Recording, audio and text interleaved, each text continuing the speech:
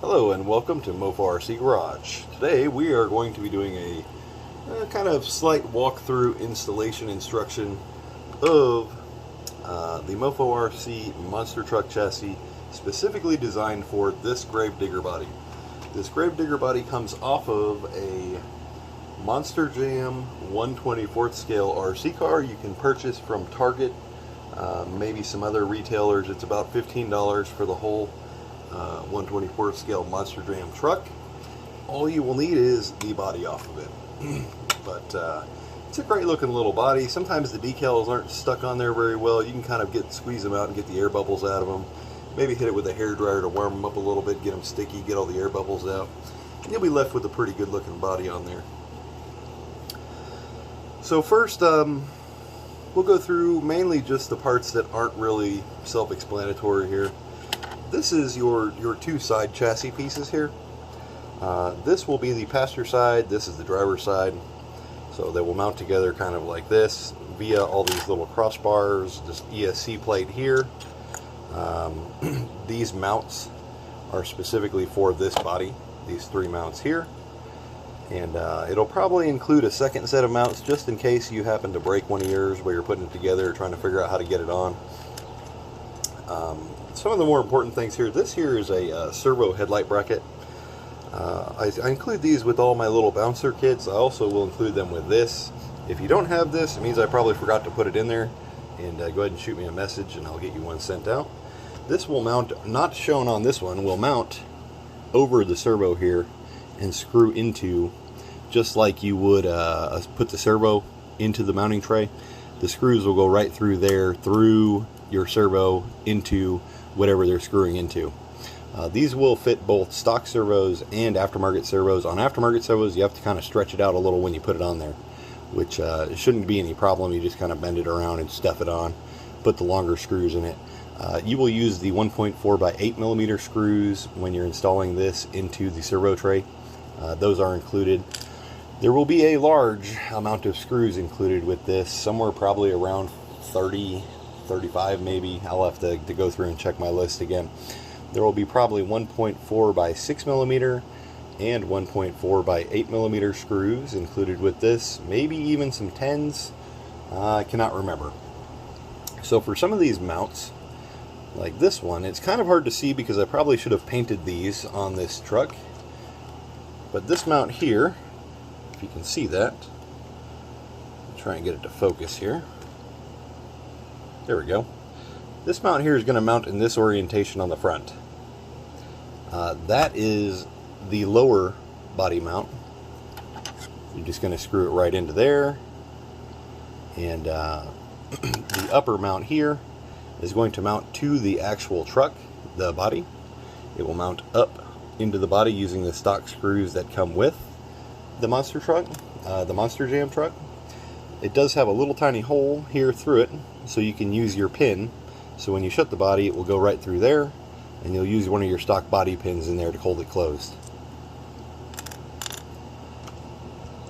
The rear mount is a little different. This is the rear mount. It is a hinging rear mount, and what you're going to do, you're not going to install this on the body.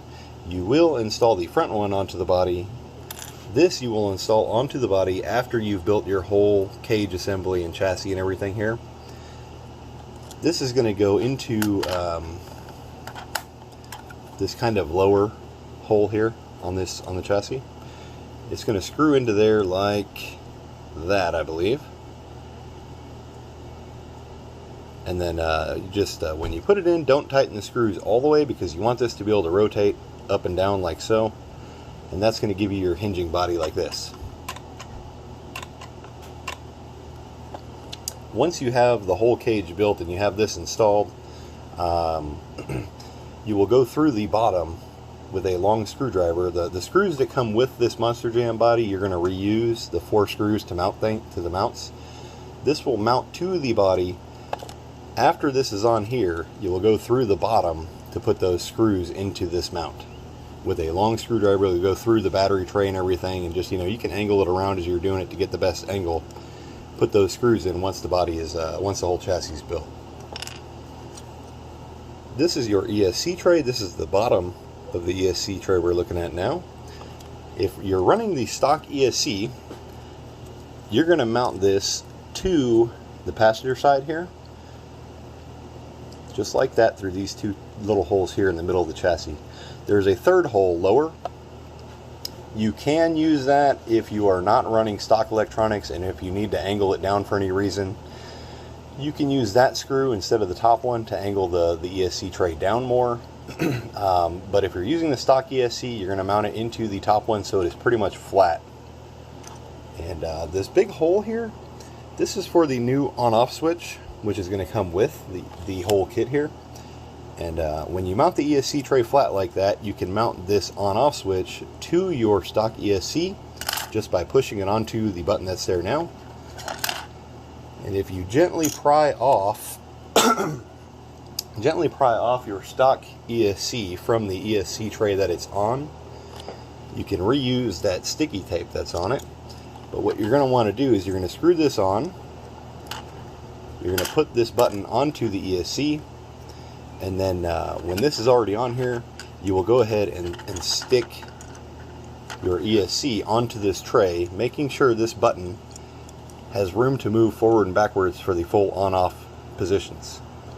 You can then, if you want, you can take it back out, or you can just leave it in there and go ahead and start installing the rest of the chassis to it. But that's going to be probably one of your first steps, making sure you get all that lined up right, get the ESC on there so the on-off button is going to work. All these little crossbars it's going to come with, you can kind of choose to mount these wherever you want. I would definitely say mount them, you know, in the back here. There's two spots you can use. There's a spot here on top, right here, right here. You could use this one if you want right here. You can mount one up here in the front.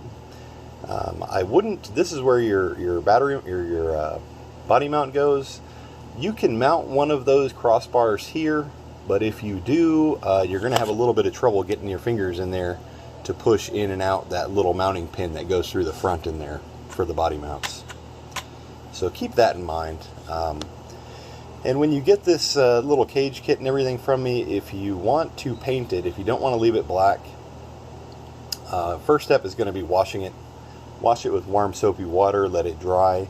Then go ahead and hit it with any kind of regular spray paint that says bonds to plastic. After you've painted it, I would definitely suggest letting it dry for at least 24 hours so that you don't smudge the paint up when you're trying to put it together. And you should be very happy with the finish, you know, once it's done, if you don't smudge it all up. The servo headlight bracket as well, what I forgot to mention earlier, you will take your headlights, your LED lights, out of the stock bumper. And when you install them into these little holes here, what I do is I'll just use a drop of super glue, put a little drop of super glue on the LED bulb, push it in, do the same thing on the other side, and then just let it sit and dry for a few minutes.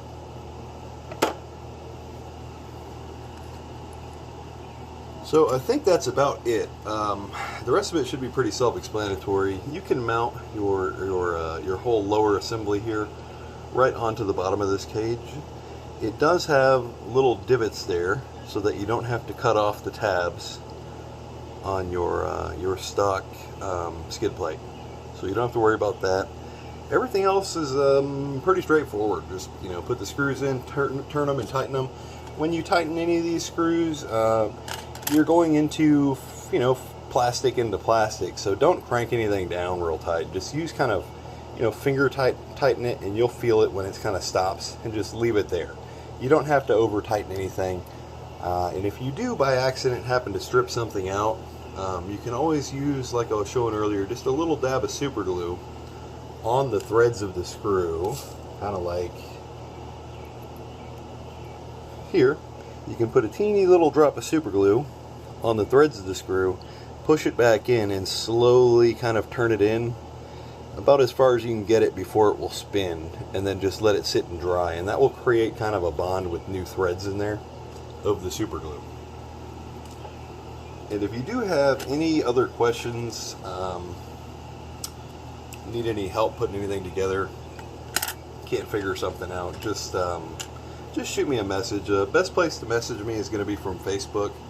You can message me directly through there. I am at Mofo RC, and I would just go to the Mofo RC Facebook page.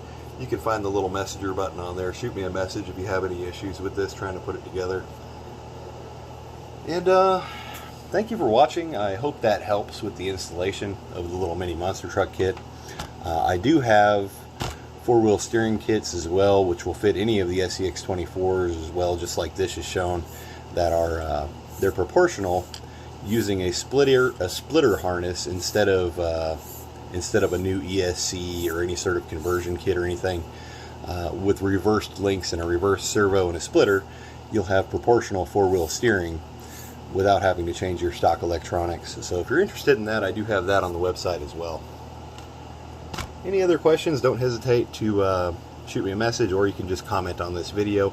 Sometimes I don't see the comments all as fast as I'd like to, so probably the fastest way is going to be a message. Appreciate you watching, thank you, and have a great day.